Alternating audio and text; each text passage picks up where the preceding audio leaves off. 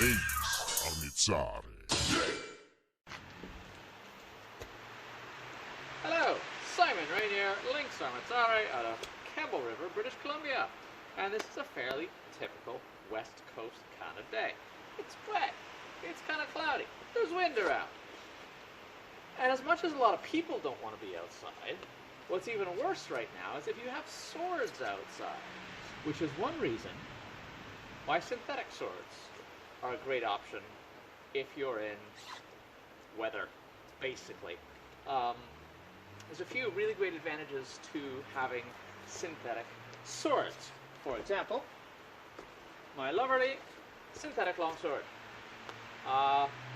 This will not be harmed by this weather, whereas my steel longsword very definitely will be. At the very least, I'm going to have to meticulously dry it after using it outside in this weather, and generally speaking, I'd just as soon not bother. I get it. I absolutely get it. Steel swords are awesome. Steel swords are the gold standard. I love my steel swords and would not trade my collection of steel swords for my collection of synthetic swords anytime. However, if you get a good quality synthetic sword, such as the Black Fencer line swords, which are my personal preference, they're a very, very good alternative.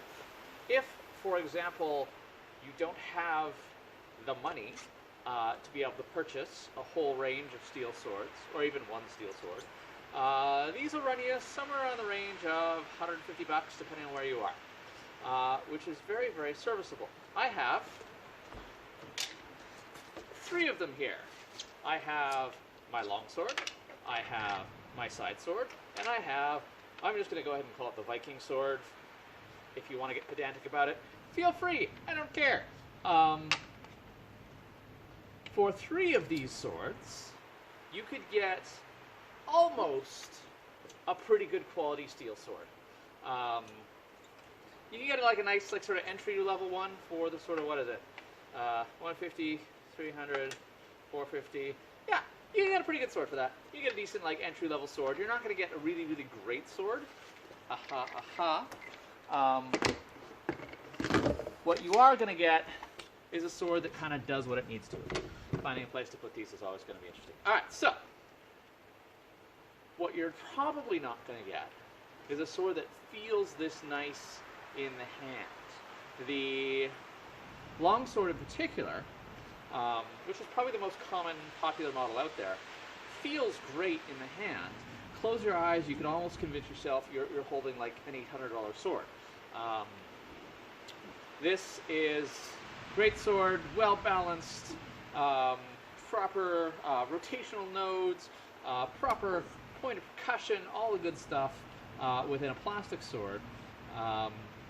Nylon, again, if you want to get particular, that you're just not going to get in sort of the sort of $200 range steel swords. I have a Purple Heart Technique Fetter, which is in that sort of $200, $250 range, and it's good. It's a good serviceable sword for what it is, but it feels kind of dead in the hand. These feel alive. When you pick them up, they feel like swords. It's extremely hard for me to just kind of hold it still because this sword wants to move. It's what it wants. The next great thing, for example, with the Viking sword, I've never seen a training sword that has the correct size grip. So Black Fencer swords are incredibly well researched. As I pick up the Viking sword, a raven starts calling. So I think he agrees with me. Anyway, yeah. And there aren't a lot of groups that train Viking sword. Definitely no like proper HEMA groups. You can get, you know, there's recreation groups and that kind of thing, but they are few and far between. So you probably don't want to drop $800-900 on a really good Viking sword reproduction that you're quite frankly not going to use all that much. $150 if you use it a couple times a year, lasts you forever basically. Yeah, that seems like a good deal to me. Yeah, these things are incredibly durable as well. As I mentioned, you can bring them out in the rain and it's fine. Don't bring them out when it's too cold because the nylon does not react very well to cold. It tends to get really brittle. And again, cost effectiveness is brilliant. And this sword also feels the way I imagine a Viking sword should feel. People I know who've held like proper reproductions tell me that this feels really good. Put it that way. I've never really held a really good Viking recreation, but this has the correct sort of handling and feel I would expect to. Finally, my side sword. This is just kind of a pretty thing.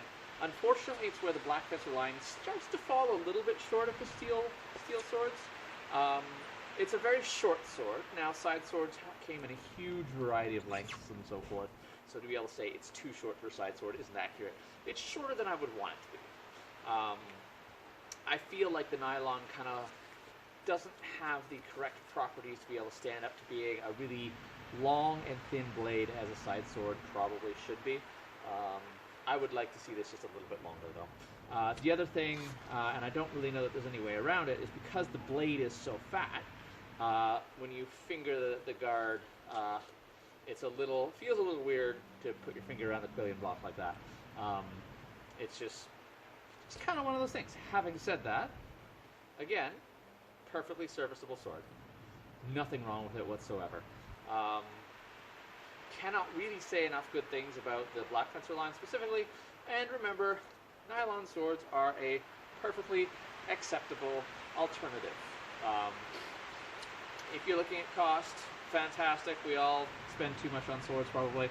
And even just if you want a wide variety of training implements, look at the nylon line. Steel is awesome, no question about it. Much rather use steel, but nylon works too. So, cheerio.